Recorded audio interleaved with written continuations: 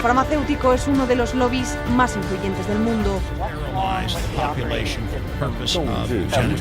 应对挑战，利益行力破解。 Конечно, должны работать кооперативно, должны... Farmacéuticas tienen demasiado poder. Avecina una gran guerra entre la realidad virtual y la realidad aumentada.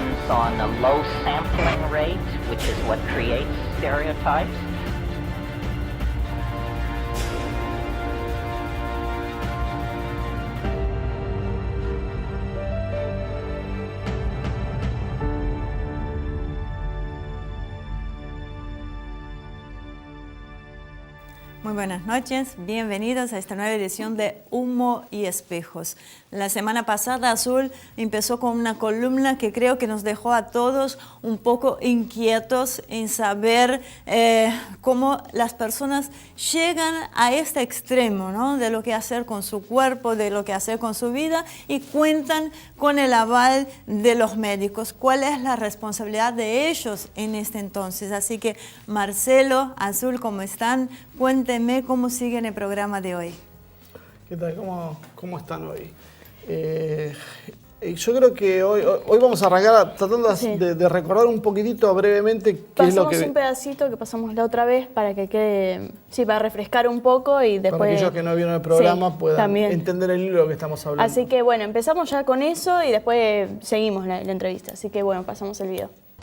Martina began to dream about having plastic surgery to look like her idol, Pamela Anderson. I looked at Pamela Anderson in the media reports and I want to look like her. And the surgeries began. Martina wanted it all. In 2012, I got very stretchy special breast implants and also I got a nose job and I also had a liposuction to get long Barbie legs. But after spending hundreds of thousands of dollars on plastic surgeries, Martina was ready for her most shocking transformation of all. I got 3 injections in my belly to change my skin color, and now I'm the proud owner of a black skin. Bueno, resumen rápido, esta es Martina. Como vieron en el video, era una mujer que toda su vida fue blanca, rubia, y después de hacerse procedimientos, primero tratando de parecerse a Pamela Anderson, después agregándole cosas que le iban gustando, terminó siendo, ella se identifica ahora como una mujer negra. Se puso inyecciones para que la piel se la oscurezca y el gran debate acá es realmente, primero, ¿es algo, un gusto personal o es algo ya que ella, más tirando una patología? Y hasta qué punto ella deja de ser blanca solo por que la piel se la oscurezca. Bueno, eso nos lleva a otra... podemos trazar paralelo con otras situaciones donde alguien por su propia voluntad puede tener una identidad diferente a la que aparece físicamente. Sí. Entonces, en algunos casos eso se acepta, pero en este caso vemos que hay un rechazo profundo de la comunidad negra sobre ella. Ridiculización también de la mujer. Que por un lado, si ella realmente no está en tiene las capacidades que tiene un par de jugadores menos, sí. Por más que sea así, que obviamente el programa lo explota, sí, la reacción de la gente, el rechazo total, casi la indignación. Porque esto se toma también como una cosa muy, muy seria. La verdad, yo sinceramente... Si hay alguien que parodia o se pinta la cara de blanco, de negro, si estuviese en un lugar negro y se pintarían de blanco, la verdad a mí me parecería realmente que es un problema de esa persona. Sí. Pero bueno... Pero políticamente, sobre todo ahora, está muy tenso el tema racial en Estados Unidos. Sí. Entonces esto de que alguien blanco se considere ahora negro, le reprochan sobre todo el tema de... ahora lo vamos a ver en la parte que viene ahora. Le reprochan precisamente eso, que ella no sabe lo que es ser negra. Bueno, entonces no me adelantes más y veamos el video. Vemos el video. I mean, do you think you want to learn about the black culture and you think you can absorb all that? I know, I feel a lot of this stuff. You feel it? Yeah. Really? Yeah. Just because your skin is dark? No. Also, at the beginning, I only wanted to have more tan. Yes. But when I made these injections, yes. and the first 3 months, yeah, I like the contrast of long blonde hairs and dark skin, but then I realized in the mirror, your eye color is also changing. Your eyebrow color is changing. The regrowing hairs is also changing. Also, meanwhile, I can see my regrowing hairs are also curly. So this is extensions version. Yes, everything extensions. But hopefully next year I don't need any extensions because my regrowing hairs are black and curly. And you know, being black is not about extensions. It's just not.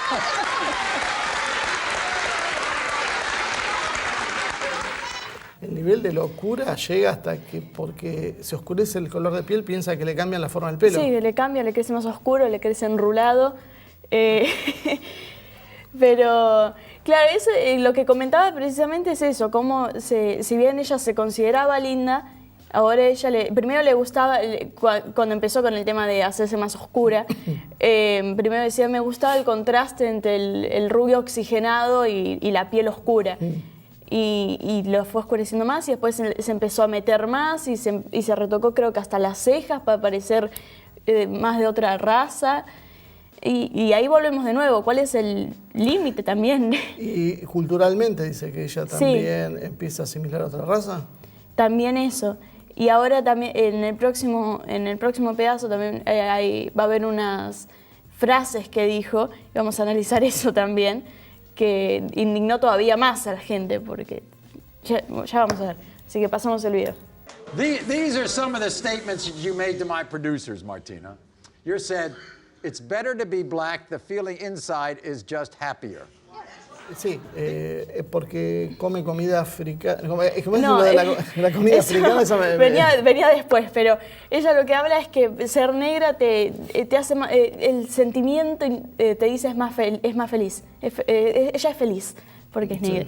Y más adelante en el video, que no sé si lo vamos a llegar a pasar por cuestiones también de tiempo, ella dice, no, a mí también lo que me gusta, yo quiero ir a África, pues me gusta la comida, porque tenía una amiga que le decía que su comida favorita era la africana y ellos comen arroz y comen vegetales y a mí me gusta, entonces... O sea, en todos lados se come arroz y vegetal, claro. Y aparte como que África fuese una sola cosa, que la África subsahariana o...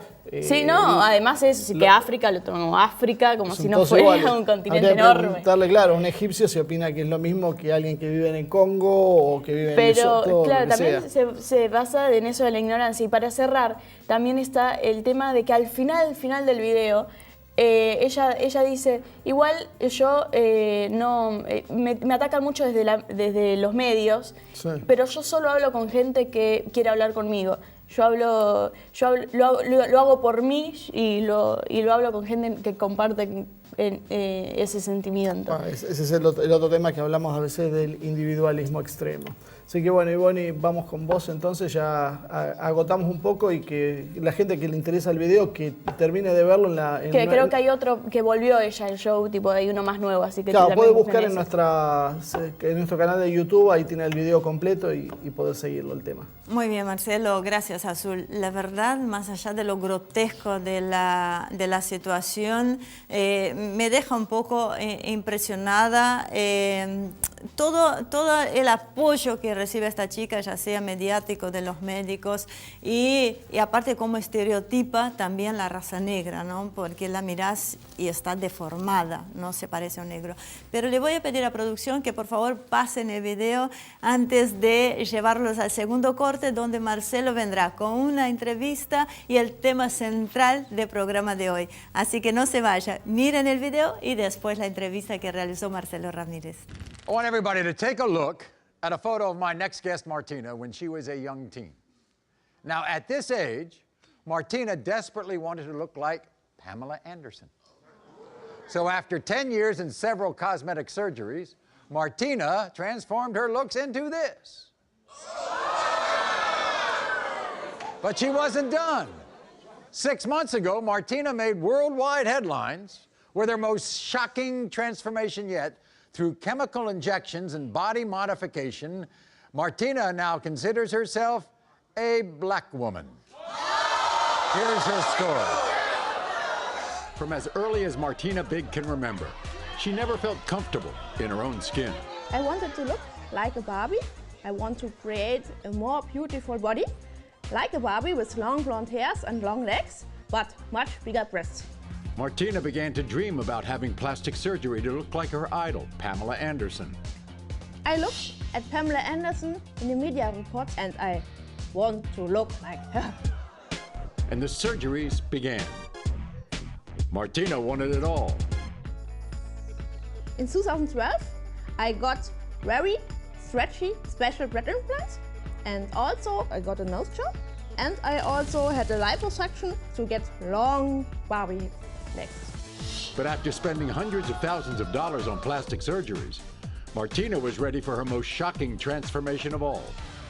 I got 3 injections in my belly to change my skin color, and now I'm the proud owner of a black skin. When did you get injections to look darker? This January, also in middle of January, I got 3 injections in the belly, and after the first week you can see going darker, darker and darker, but today is a pale day. Martina, do you think you're a black person? Yeah. For 80%,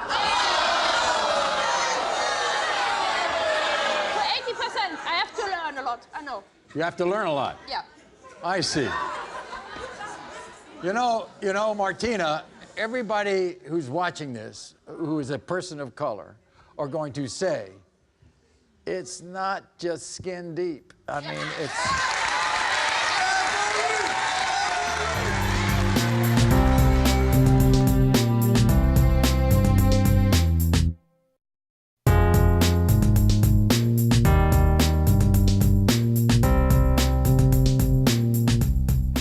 Bueno, hoy hacemos un programa especial, hoy estamos en Café Martínez, a los cuales les agradecemos que nos presten las instalaciones para acercarnos y conocer al Pampa Ubertelli.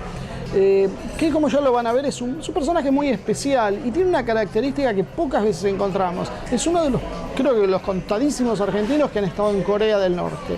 Entonces creo que es una muy buena oportunidad para adentrarnos en conocer qué es lo que realmente está pasando en ese país, saliendo de los estereotipos que nos marcan los medios. Así que Pampa, ¿qué tal? ¿Cómo te va? Bueno, buenos días a todos, buenas tardes.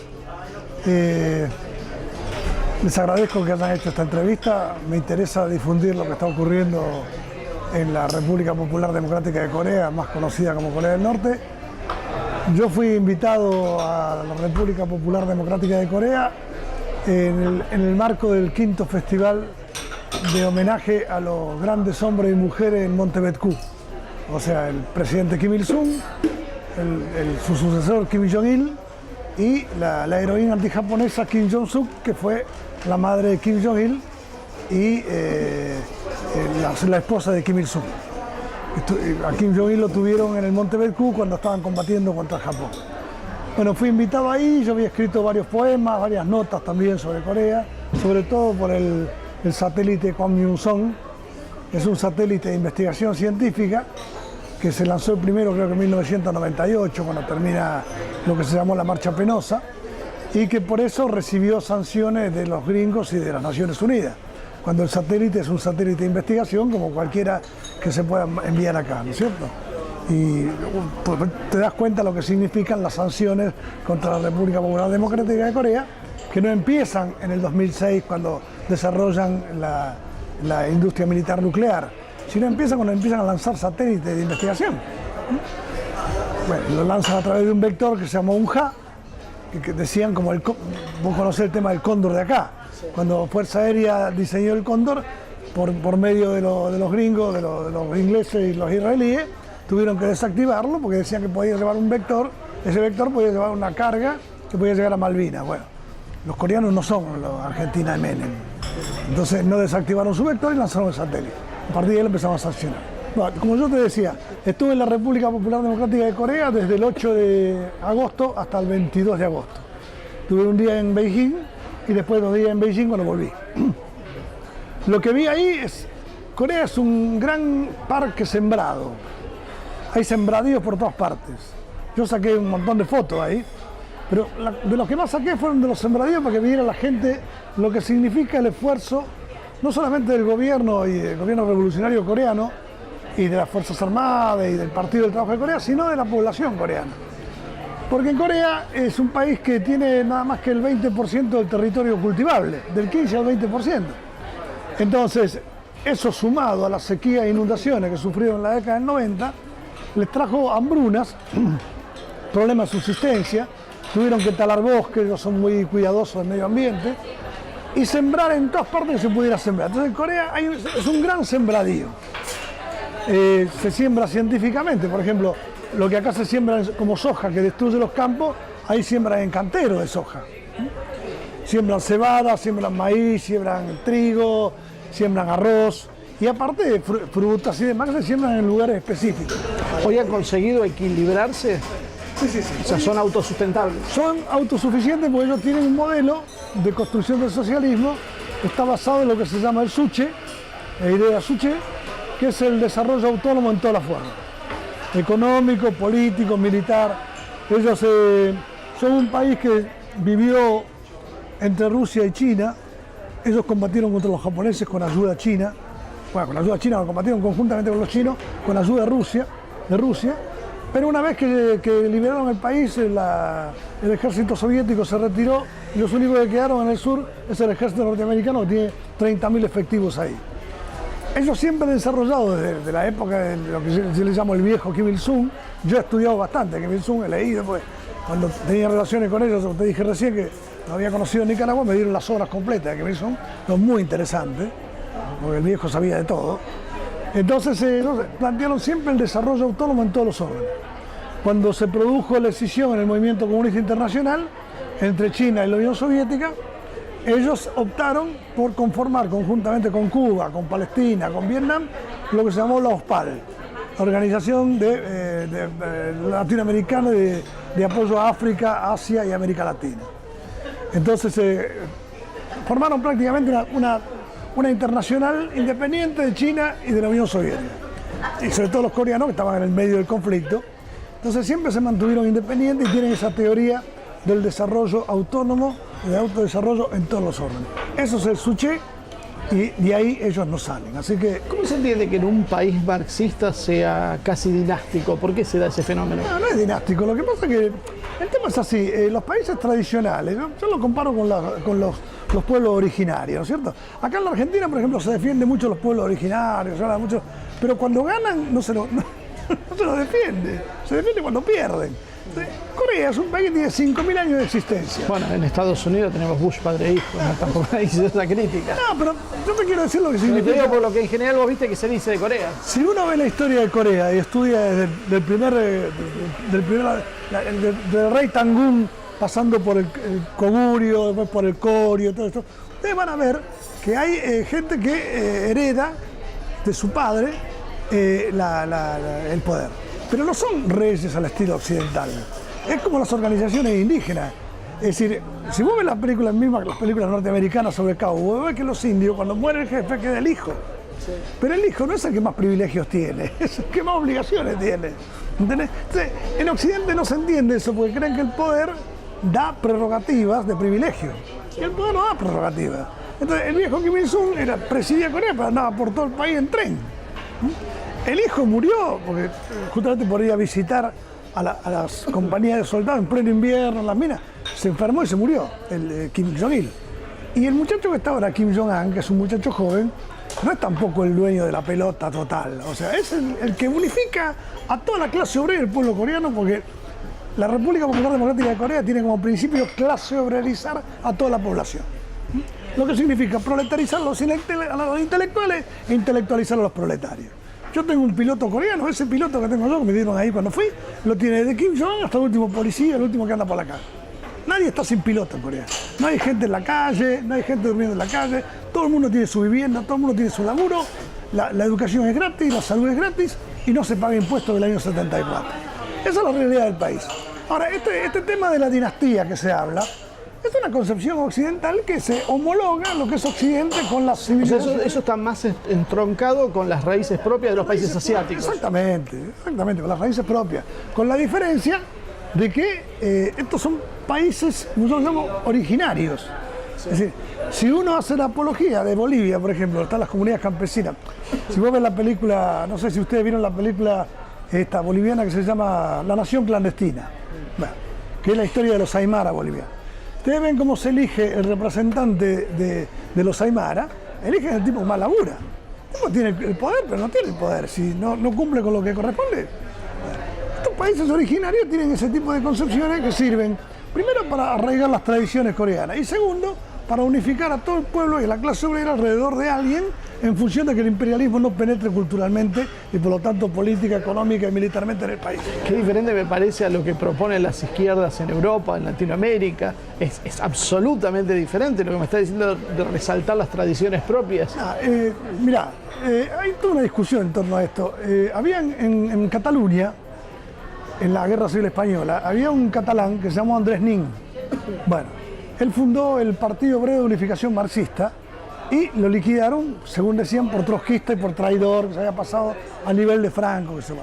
Si vos lees a Nin ahora que está el tema de Cataluña, vos lees a Nin y todo el mundo coincide con lo que decía Nin. O sea que no todas las izquierdas son internacionalistas en abstracto. Nin decía que existe un internacionalismo en abstracto, un nacionalismo burgués y un nacionalismo revolucionario de los pueblos que tienen que ser admitidos en el mundo como tales.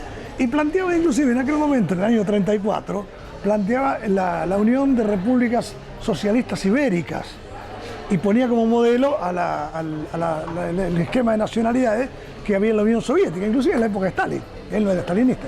Bueno, lo liquidaron igual. Por eso te digo, no todas las izquierdas plantean lo mismo. Entonces, la izquierda tradicional, sobre todo en nuestros países, son izquierdas las tradicionales, estoy diciendo, que se formaron siempre en función de lo que pasaba en el mundo. Entonces, encontrás por un lado stalinistas, por otro lado trotskistas, por otro lado maoístas, por otro lado...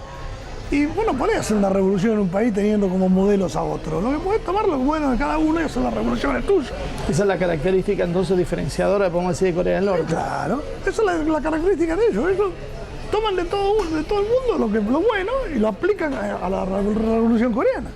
Es decir, por eso algunos dicen que Corea del Norte es un país fascista. Mentira, un país fascista, es un país nacionalista revolucionario que tiene que precaverse. Lo que no se acepta del liberalismo se tilda de fascista, eso también es bastante habitual. Porque ellos son marxistas, pero a la vez son nacionalistas revolucionarios. O sea, ellos plantean que lo primero que hay que hacer, Kim Il-sung lo decía bien claro, nosotros estamos en el movimiento comunista internacional, queremos el comunismo en el mundo, pero después que se venga el comunismo en el mundo, vamos a seguir viviendo en Corea. Nosotros no tenemos que pensar cómo desarrollamos la política en Corea. Esa es la cuestión. Nosotros no podemos desarrollar la política en Corea en función de copiar modelos de otros países. Podemos ser amigos de todos, podemos tomar elementos, pero él justamente le llama el servilismo, que está en contra del servilismo de las grandes potencias, y cuando se produce este cisma del movimiento comunista internacional, por esa causa fundan conjuntamente con Cuba, que tuvo el problema, ustedes saben lo que pasó con Cuba, con el tema de los misiles, de los cohetes del año 62. Entonces, en el marco de que los soviéticos sacan los misiles y dejan a los cubanos prácticamente colgados de la brocha, si se dan cuenta que ellos en realidad son un peor en un juego ajeno. Bueno, entonces, justamente ahí se forman los PAL. ¿Y quién la funda los PAL? El Che. La Organización de Solidaridad con los Pueblos de Asia, América Latina y África. Y en los PAL está Corea del Norte, la República Popular Democrática de Corea, Vietnam, Palestina, Argelia y países del tercer mundo. Y siguen con esa teoría, por eso son muy amigos de los cubanos. Uno de los países más amigos de Corea, es más amigo que Cuba. Vos me comentabas que me pareció interesante cómo era el tema nuclear, cómo eran los orígenes del conflicto y cómo se llega a la situación actual. ¿Me lo podrías contar un poco en cámara? Pues esto lo hablamos fuera de cámara. Sí. Eso es muy importante destacar porque la gente cree que en Corea lo único que hacen es apretar botones para que lancen misiles. En Corea se construye el socialismo y yo te dije cómo es la cosa, más o menos. Hay la tesis rural socialista del año 62 de Kim Il-sung. En el campo existen las comunidades agrarias del Estado, que también existen cooperativas. No es de ahora eso, desde el año 62, de cooperativas. No. Pero el tema nuclear específicamente surgió así. Siempre Corea del Norte, desde la época del viejo Kim Il-sung, se opuso al desarrollo de armas nucleares, porque lo que querían era desnuclearizar la península coreana. ¿Por qué? Porque en Corea del Sur, después de la guerra que desató Estados Unidos y las Naciones Unidas contra Corea, después del 53, en el 55, ya los norteamericanos empezaron a trasladar armas nucleares a Corea del Sur. Entonces lo que quería Kim Il-sung, y esto lo plantea en los ámbitos del movimiento del país no alineado, si uno agarra las obras de él, lo lees ahí, es desnuclearizar la península coreana. Nunca Corea tuvo armas nucleares, pero pasó esto. Cuando se autodisuelve la Unión Soviética, China pasa al socialismo de mercado, se disuelve el Comecon, Eso de los países socialistas, Corea, como Cuba, se queda sola prácticamente. Entonces Cuba pasa por el periodo especial. Y Corea tiene que desarrollar lo que en Cuba se llama periodo especial, la marcha penosa. La marcha penosa es un homólogo de la marcha penosa de Kim Il-sung, que cuando estaba peleando con los japoneses en 1939, para hacer un viaje que tardaba 4 días, tardó 100 días. ¿Por qué? Porque tenía que pelear contra los japoneses, contra la naturaleza, que había nieve, bueno, tenía que pelear con todo lo que entonces tardó 100 días. Eso se llama la marcha penosa. Ahora Corea, en el 90, empezó la marcha penosa, reconstruir la nación, porque no tenía mercado, estaba cercada, los gringos la empezaban a acercar. Entonces, como yo te dije, hubo sequías, hubo inundaciones, hubo que cortar árboles y hacer todo lo posible para sembrar en cualquier lugar donde se pudiera sembrar. Entonces ahí donde uno ve a Corea que está todo sembrado. Inclusive las casas que se construyen ahora no se construyen al estilo coreano como antes, se construyen edificios para tener lugar donde sembrar. Porque Corea tiene 2 cosechas al año. Porque en invierno no pueden sembrar ni cosechar, hay 40 grados bajo cero. Entonces así es como se vive ahí. Ahora el tema nuclear es así. En el 90 se larga lo que se llama la marcha penosa. Entonces en el año 94 aparece en Corea Carter, que lo manda Clinton, a hacer un acuerdo con Kim Il-sung, diciendo, bueno, se dice que ustedes quieren desarrollar la guerra nuclear, que bueno. El tema es así, si ustedes neutralizan el reactor nuclear de agua pesada que construyó la Unión Soviética en Yongbyon, nosotros le construimos 2 reactores de agua liviana para dar electricidad, calefacción a toda la península. Muy bien, hicieron el acuerdo, Kim Il-sung ese mismo año se muere, en el año 94, y queda Kim Jong-il. El acuerdo bacano, funcionó perfecto.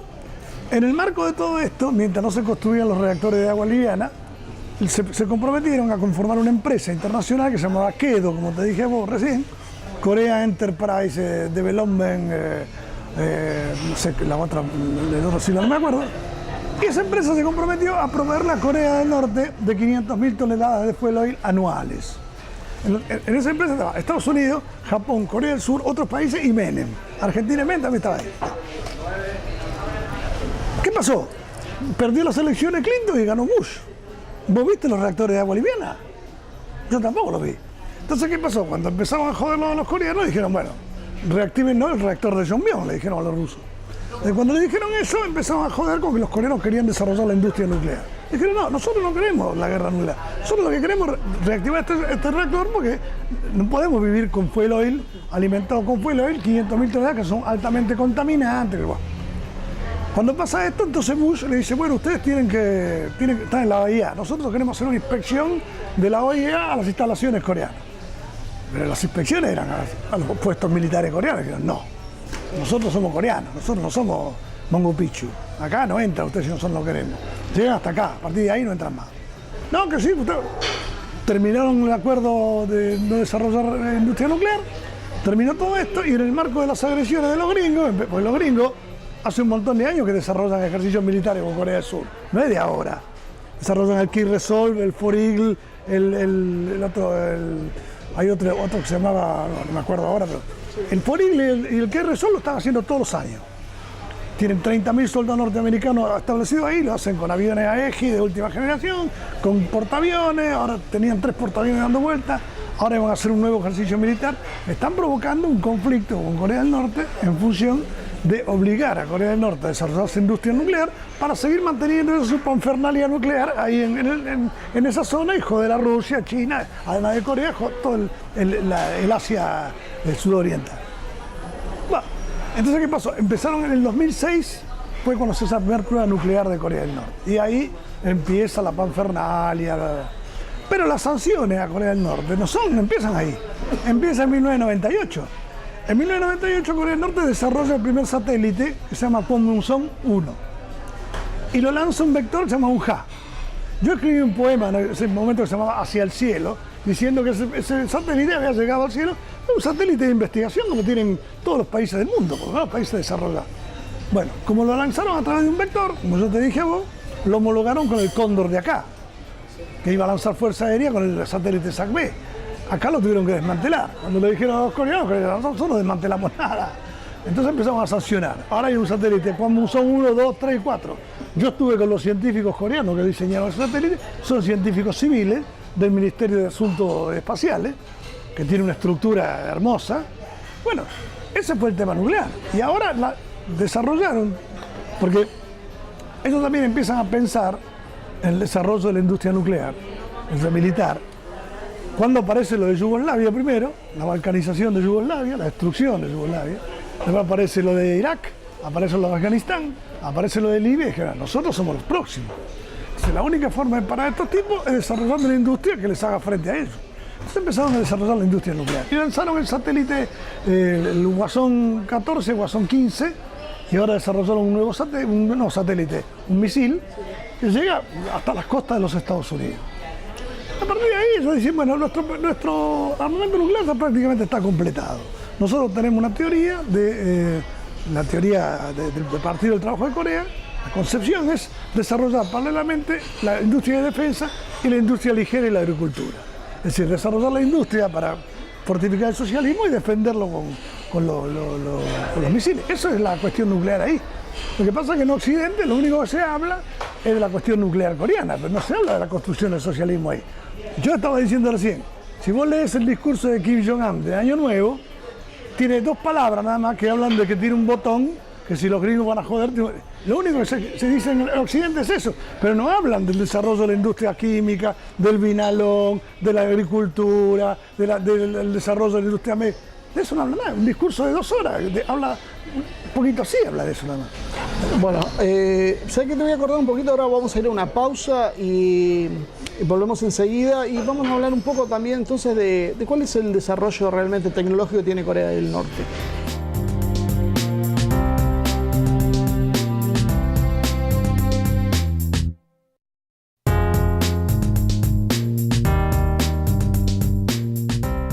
Bueno, Corea se lo contrapone con Corea del Sur. Pocos saben que en realidad Corea del Norte se desarrolló tecnológicamente mucho más rápido que Corea del Sur. Recién esto se revierte en la década del 80. ¿Cuál es la situación hoy de Corea del Sur? Porque se lo pinta como un país atrasado, como un país donde se pasa hambre. ¿Corea del Sur o Corea del Norte? Corea del Norte. Entonces, ¿cuál es la situación real por lo que vos viste? Mira, yo tuve 11 días ahí. No vi hambre, vi gente que trabajaba, todos tienen su trabajo. Yo no voy a decirlo, yo estuve en un hotel que tiene 45 pisos, estaba en el piso 34, veía Pyongyang. No puedo decir lo que yo viví, que lo que puede vivir la gente. Pero la gente es totalmente normal. Yo estuve en Pyongyang, la gente toma el colectivo, toma el subte, va a laburar, hace una vida normal. Y vuelvo a insistir, cuando yo llegué a Corea, yo te conté, abuelo, no tengo ningún problema en decirlo. Yo dejé una carta a mi hija y a mi hermano diciendo que si cuando yo estaba ahí, porque parecía que se iba a desatar la guerra justamente cuando yo iba.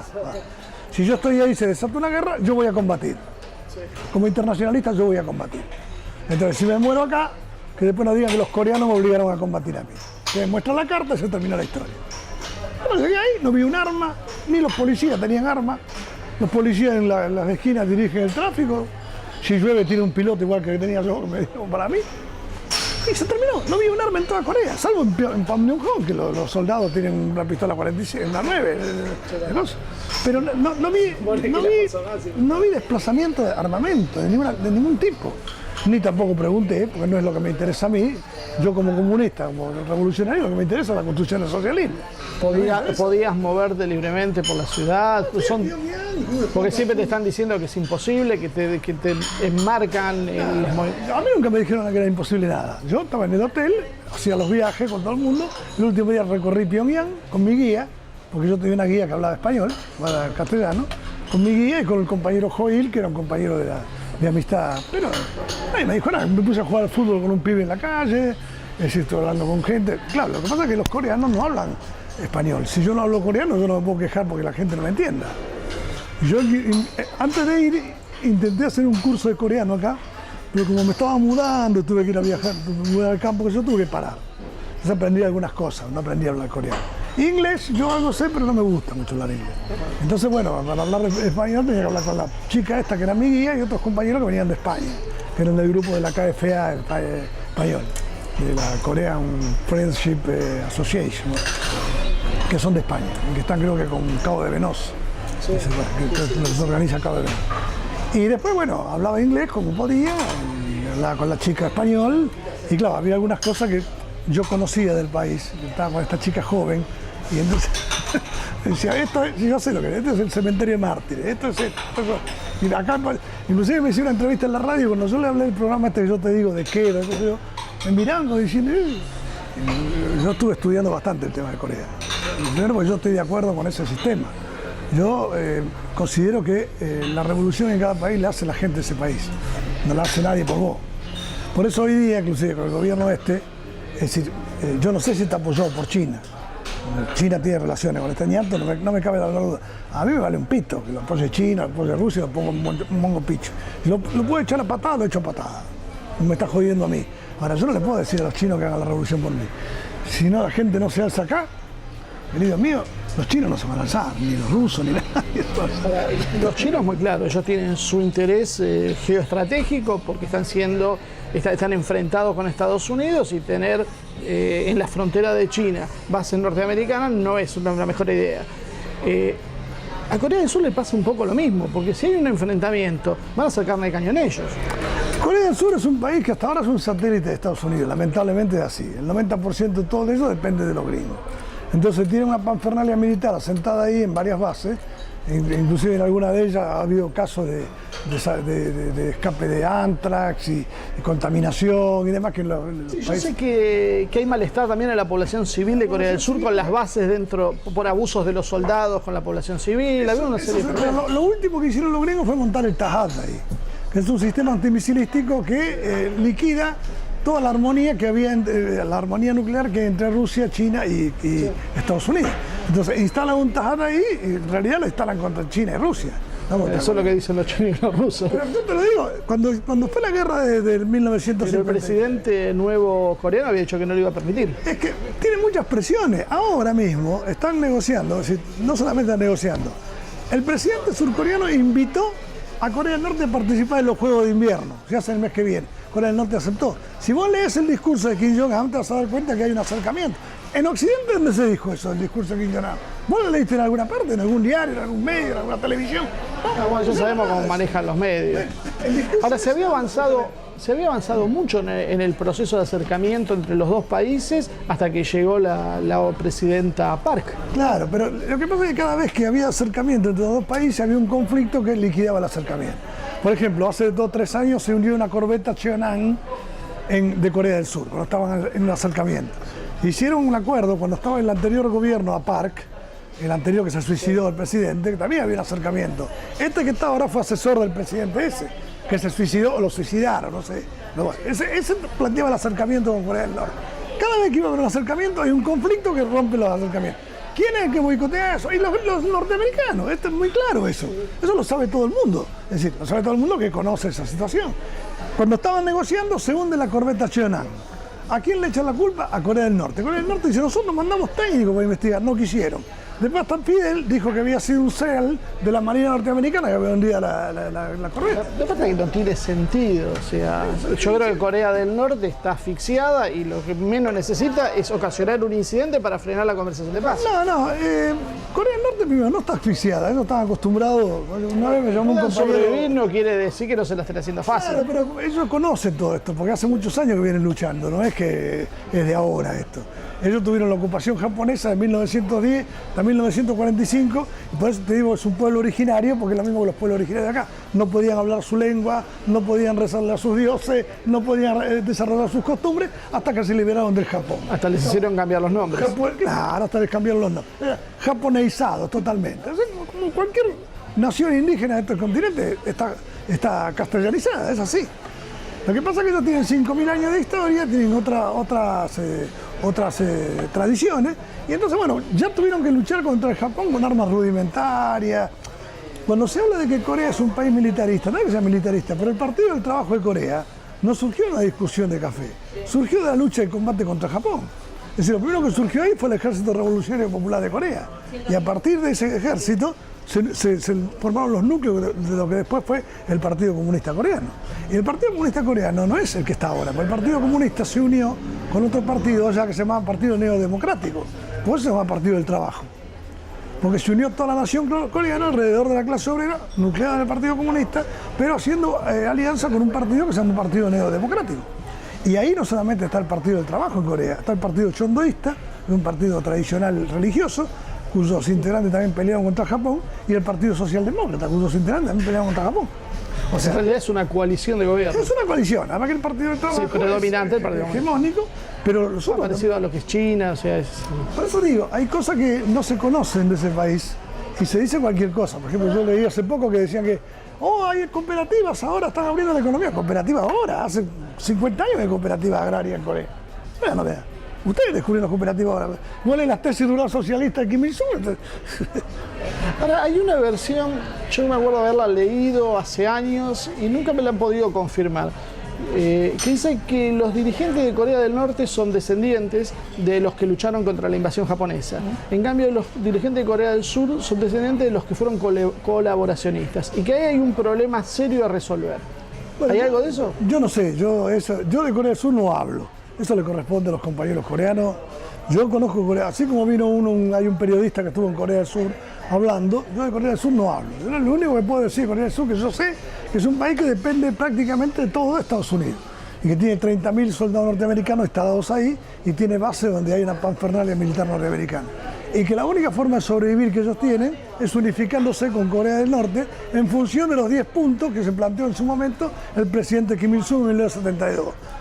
2 estados, una sola nación, nadie obliga al otro a tener su ideología, o sea, ni el socialismo va a obligar al capitalismo a convertirse en tal, y fuera, la unificación se hace sin intervención extranjera, sin ningún tipo de intervención extranjera. Así, esa es la base de la unificación y es la base de la paz en la península coreana, que es lo que se están planteando los mismos coreanos hace tiempo.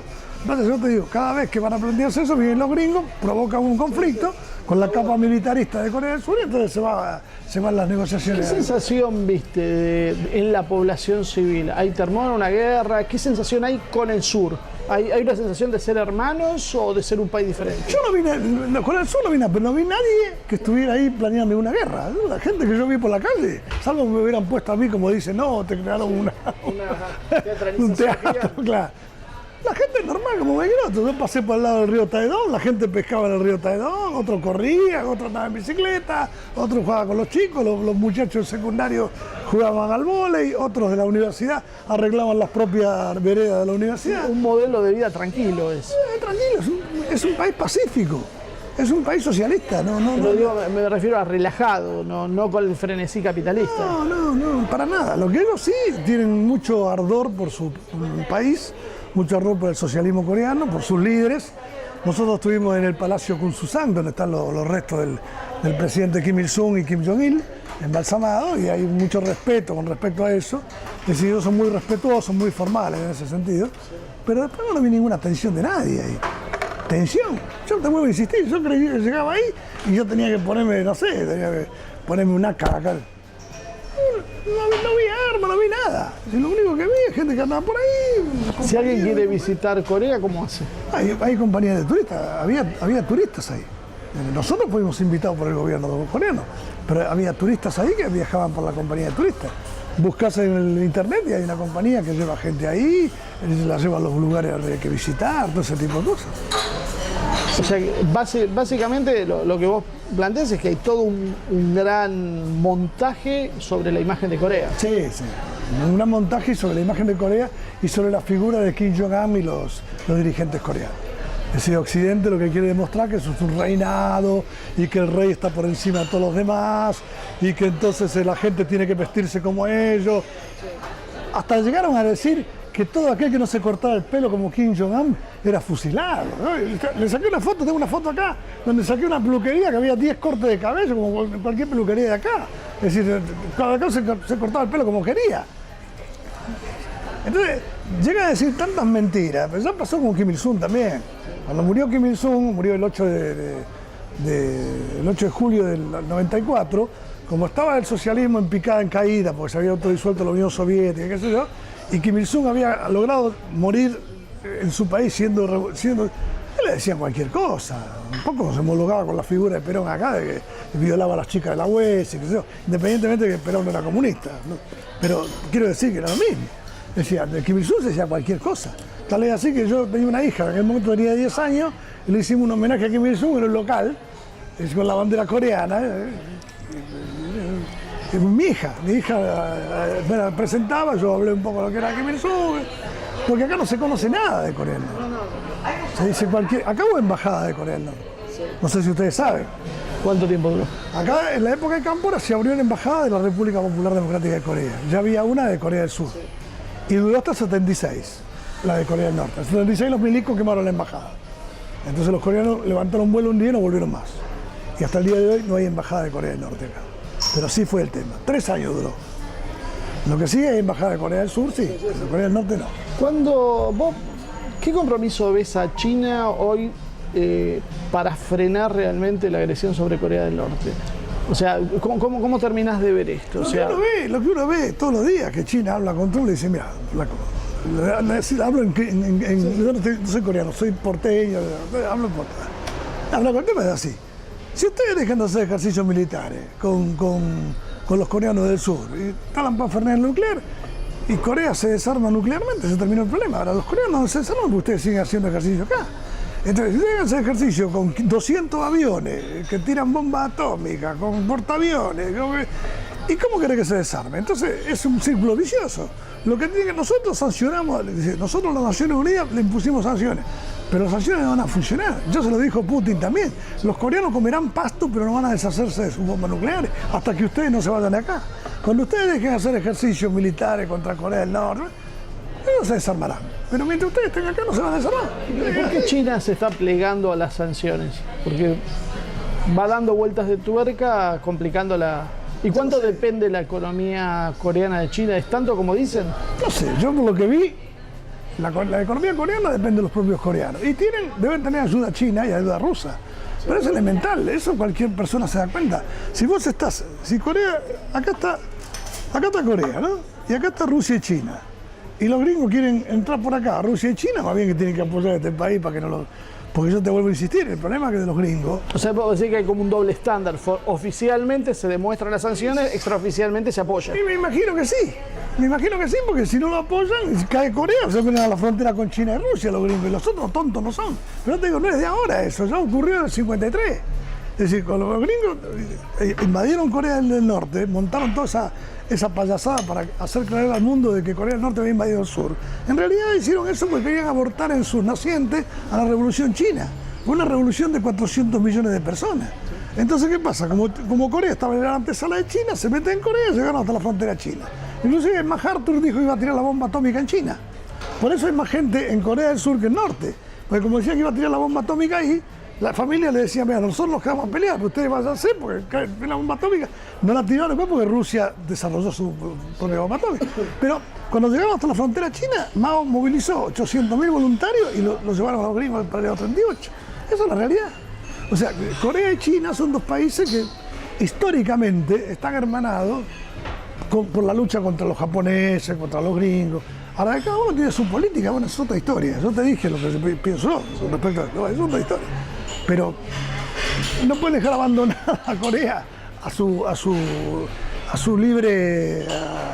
a que le pasen por encima, porque cuando le pasan por encima a Corea llegan hasta la frontera china. Nos estarían quedando unos 3 minutitos. Entonces, más o menos como para cerrar, nos faltaría ver cómo entra en este juego el otro gran actor de la región, que es Japón.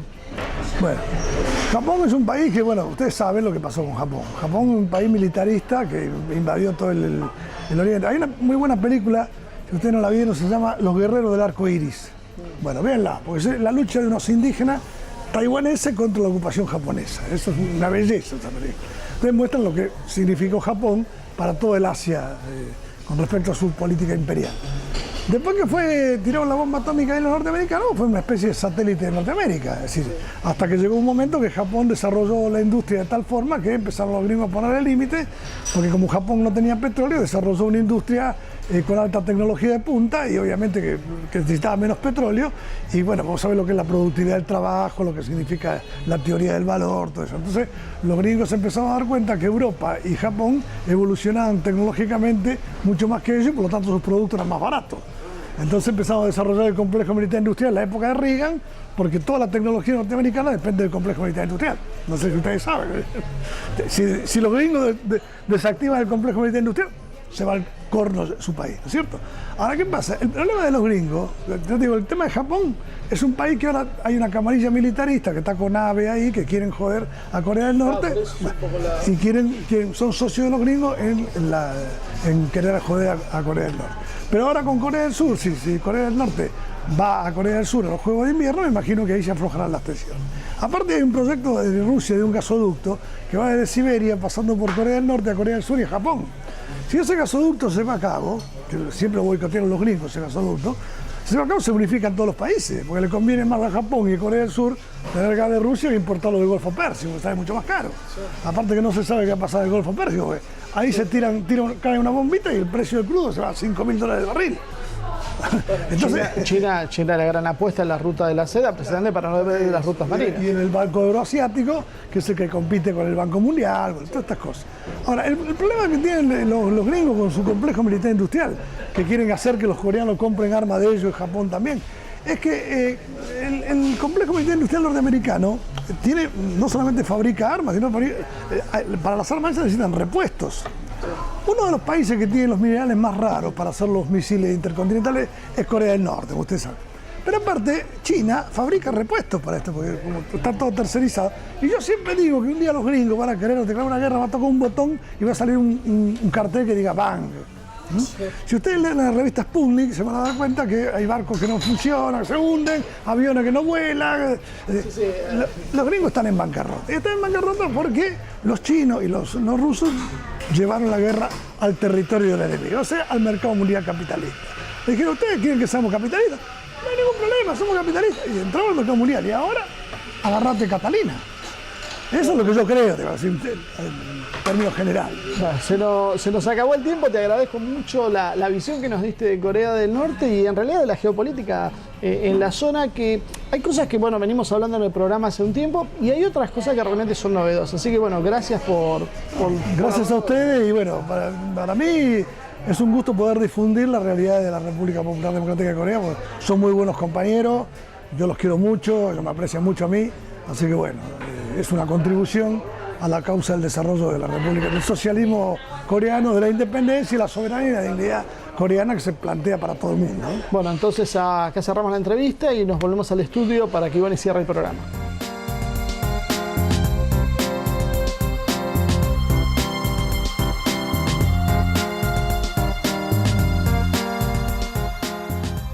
Muchísimas gracias, Marcelo. Muy interesantes las entrevistas y los temas que estás abordando últimamente. Sin duda es un programa que deja que pensar. Así que los aliento a seguir dejándonos sus comentarios en nuestro canal de YouTube, Asia TV Producción, recomendándolo a sus amigos y, por supuesto, suscribiéndose, que es la mejor forma de poder apoyarnos. Como siempre, gracias por acompañarnos y nos vemos la semana que viene con más una edición de Humo y Espejos.